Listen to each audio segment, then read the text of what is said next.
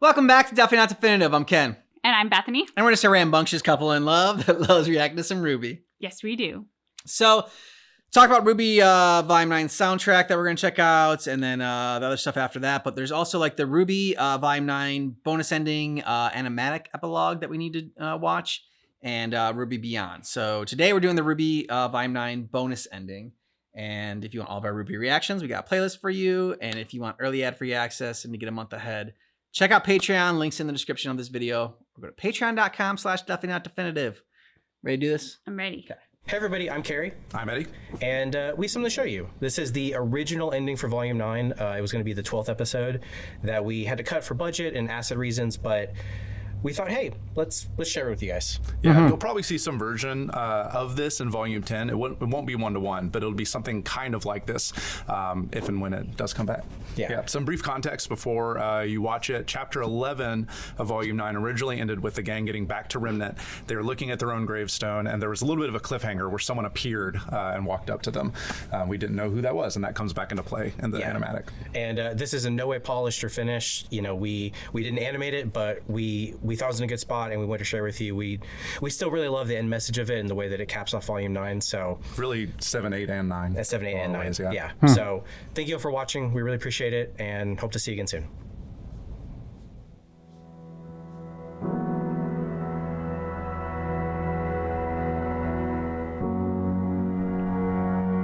We buried our friends today.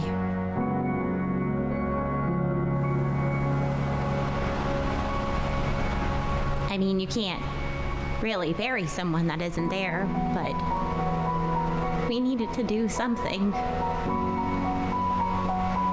We needed to move on.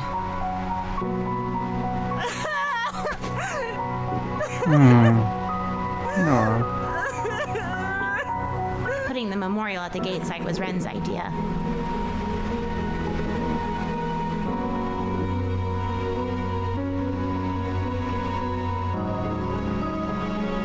I think everyone lost something that day.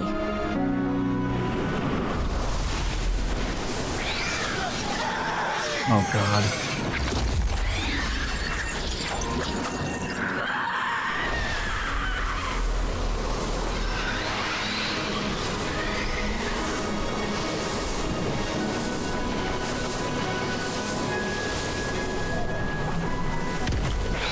Imagine Winter Soldier.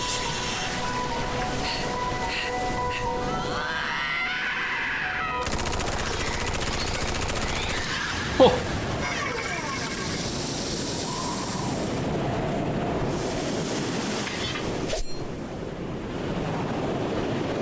When the sandstorm cleared, we saw Ambrosius had kept his word. Suitcase girl. We were just outside the city. It was a relief for us. But for the Vacuans... Run! This way! Come on! Hurry! To the city!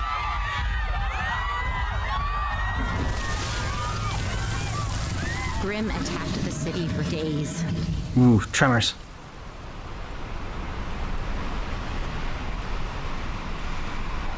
Things have calmed down since then. But there's still something worrying me. The last thing we need is a kingdom of orphans. It's not our fault we're here. No one came to help us when we needed it. We've had our own problems. The world doesn't revolve around Atlas. What's wrong with orphans?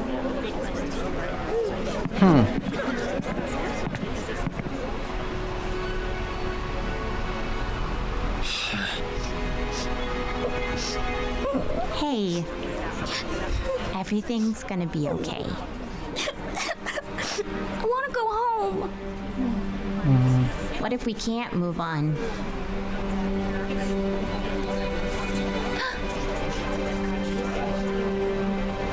What if we're all just too Broken.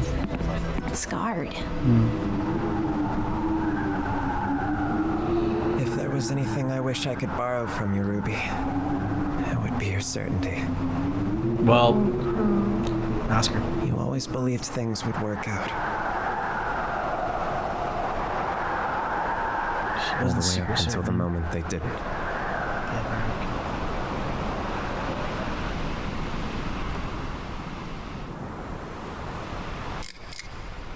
Husband has no explanation of what might have happened to you, your team, Jean. I thought maybe I could search for an answer.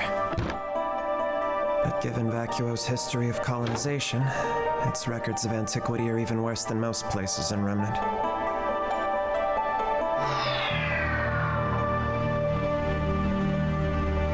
Oz is fighting our merger just as hard as I am. We are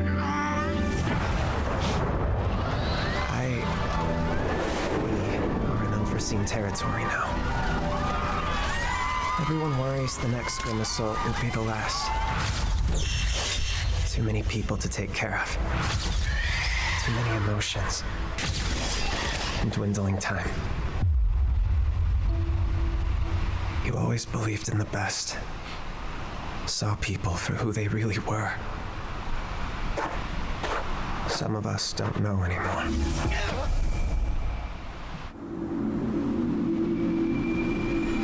Sunrise turns to nighttime. At first I thought it was a nightmare. How did you do it, John? How did you go from the boy at Beacon to the leader at Atlas?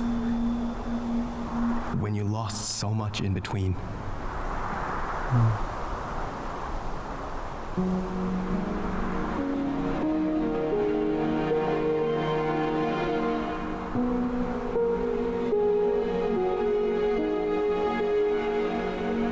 Hey, I was going to try and cook some dinner for the gang, if you want to stick around. Oh, that's really sweet. But I told Awkward. Velvet I'd help her get more supplies out to the edge settlements. Would feel bad eating before those guys, you know. Don't even worry about it. You just keep up the great work. Let me know if I can help. You got it.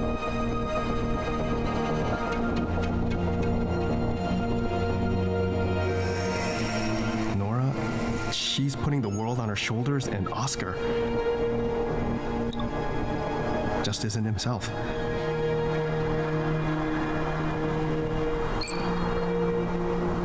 I never realized how much you did to hold us together.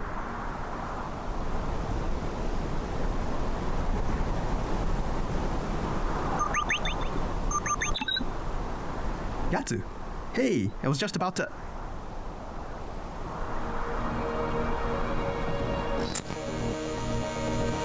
Who are they?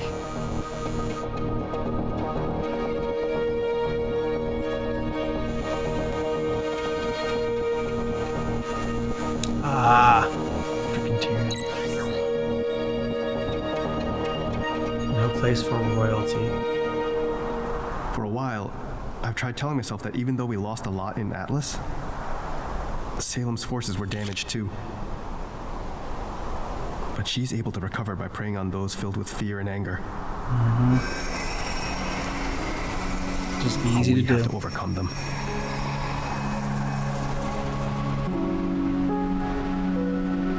I've finally accepted you aren't coming back.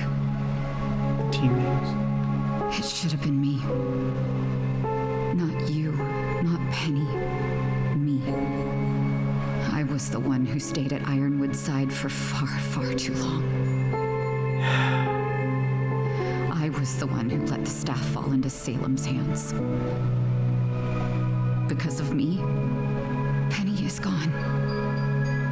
Forever. It's not your fault.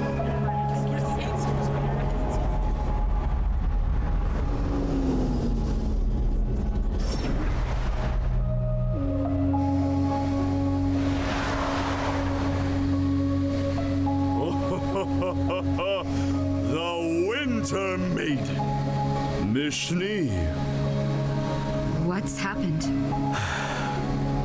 When Salem left Atlas, she came to Vale. And now there's nothing left. Where's Glinda? Gone, trying to find help. We led the civilian retreat, brought as many people with us as we could, and this is the only place we could think to go.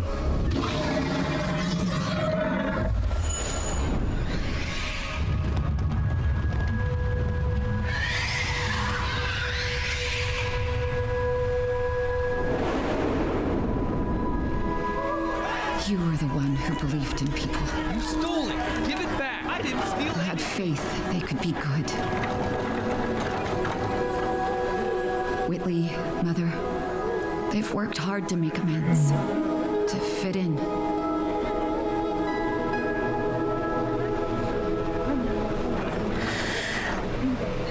One step at a time.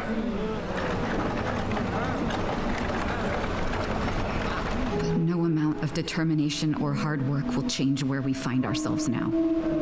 Filthy schnees! Not so high and mighty now, are you? What's it like living at our level? I'm sorry. We're leaving. Okay? Nothing you can say.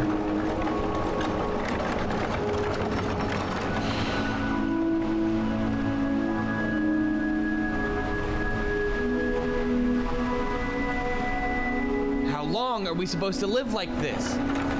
Let's just leave. What do you do when there's no hope left?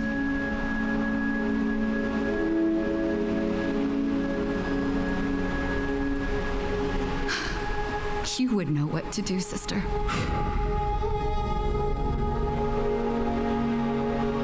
You were the true heir to the Schnee name. Aww. You and your friends, you did everything you could to save the world. You would be so disappointed in us. Whitley, you really should cover up. No, I won't hide forever. Fine!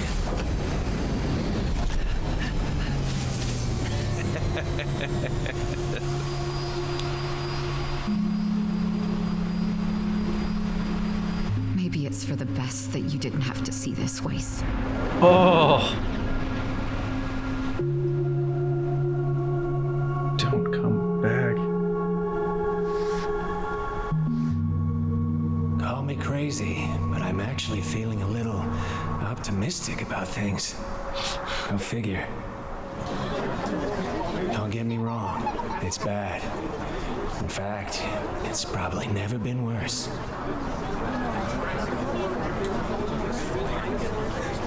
And yet, you can still see the good in small things. Acts of kindness, people trying to atone for past wrongs. Like an oasis in the desert. It's all a matter of perspective.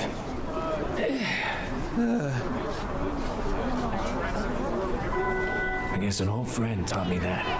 Yeah, of course. Ready? Catch!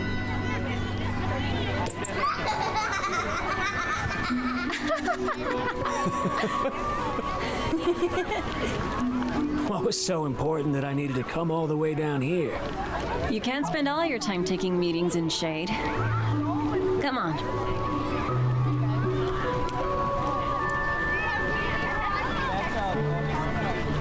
Is this one of those just wait, it's a surprise things? I'm not really Just shut up a second. Here. Remember her message. Huh. Good job, Robin. Things might be bad.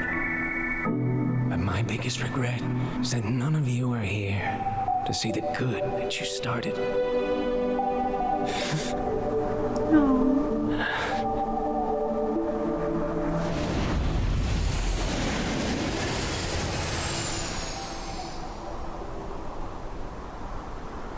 Because you did start something.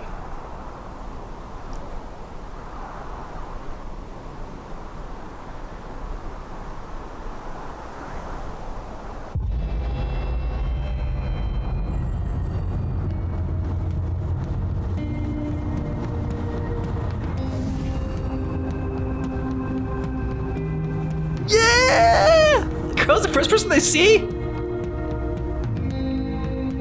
And he thought he had bad luck.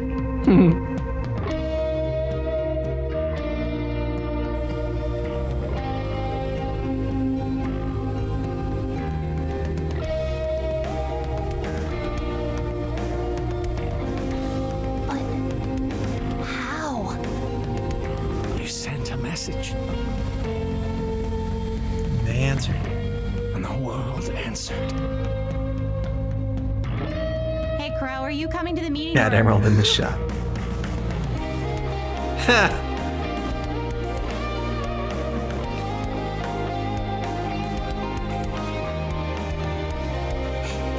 Hey, everyone.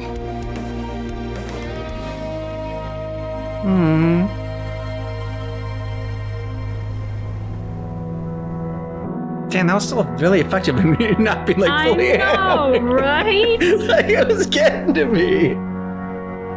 Aww. Aww. Remember her message.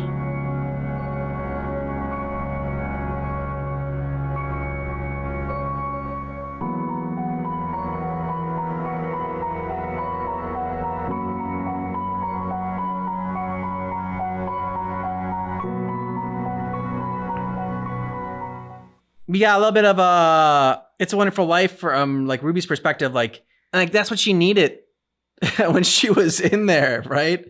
To feel like that she made a difference, and she, like that she didn't just get people killed and it wasn't all for nothing, and she didn't completely fail.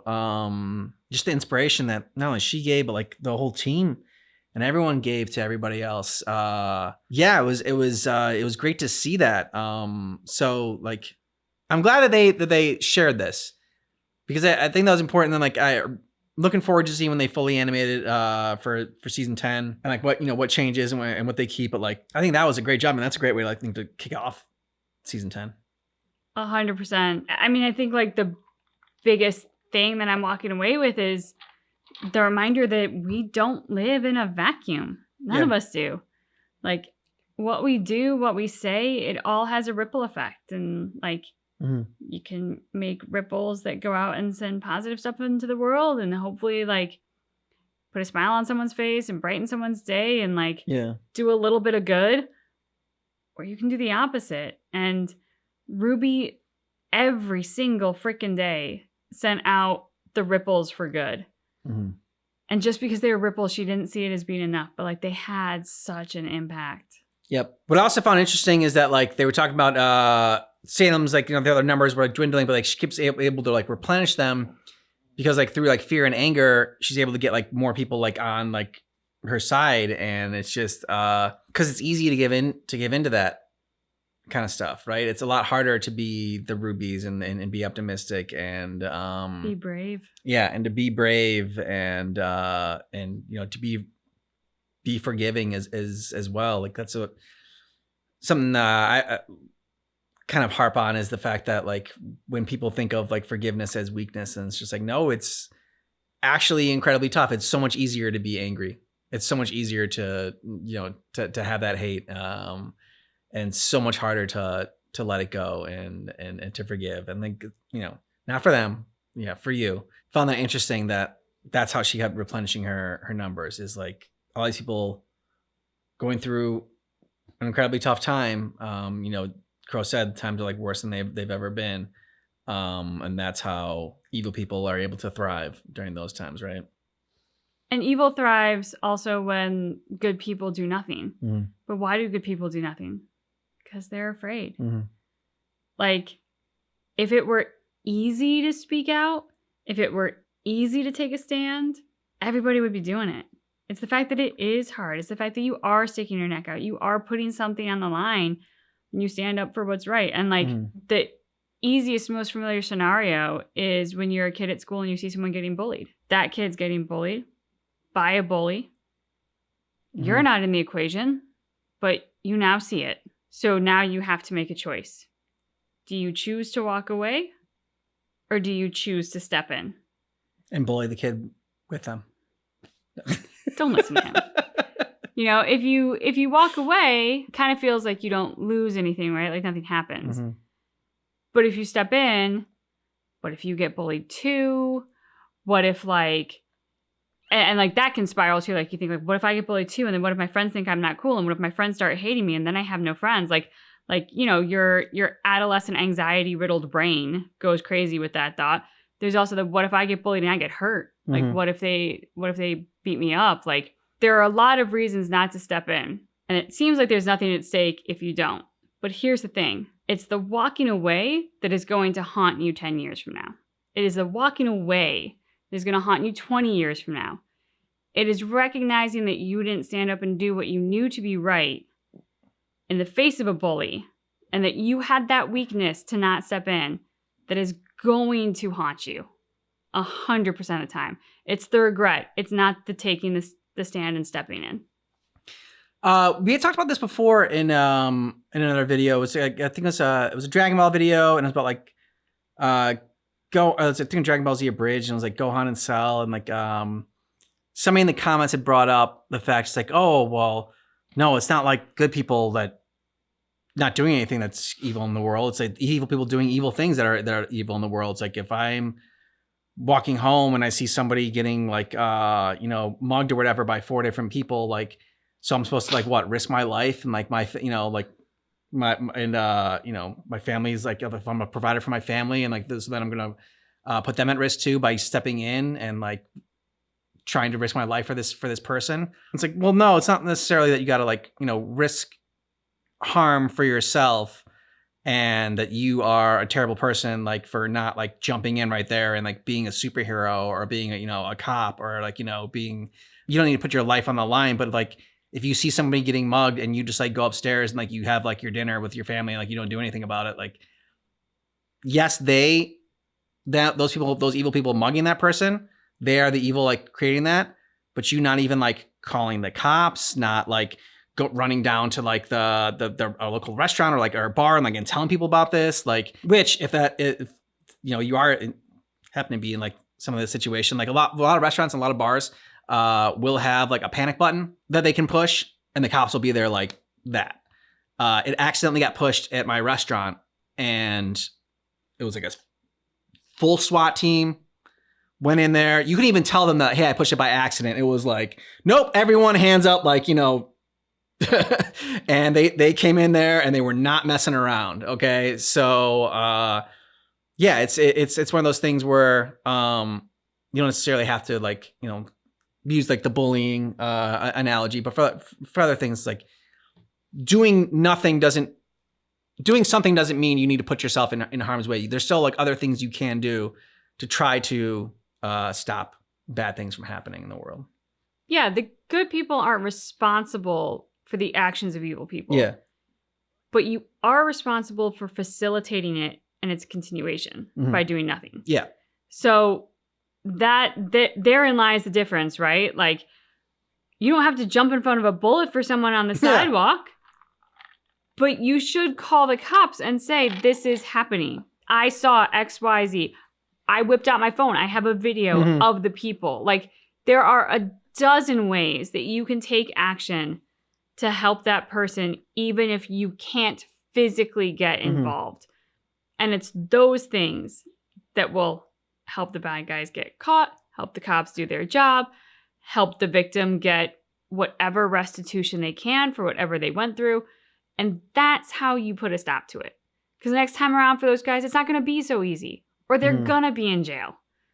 And you've just saved the next person that they would have mugged. Exactly. And that's the difference. You're stopping the chain from continuing. Yep. I was going to say on a lighter note, but like really, there's nothing really light about this that went on in here. Yeah, it was all like just them showing up at the end there and like Crow being the person to greet them and Ruby seeing that her call was answered, which like we saw like at the end of volume 9 anyways, that like, people had showed up, but like the way this was, it was portrayed here was just a lot more, I don't know, compelling. I also gotta say, like, what a great little showcase for Crow and how he's grown, because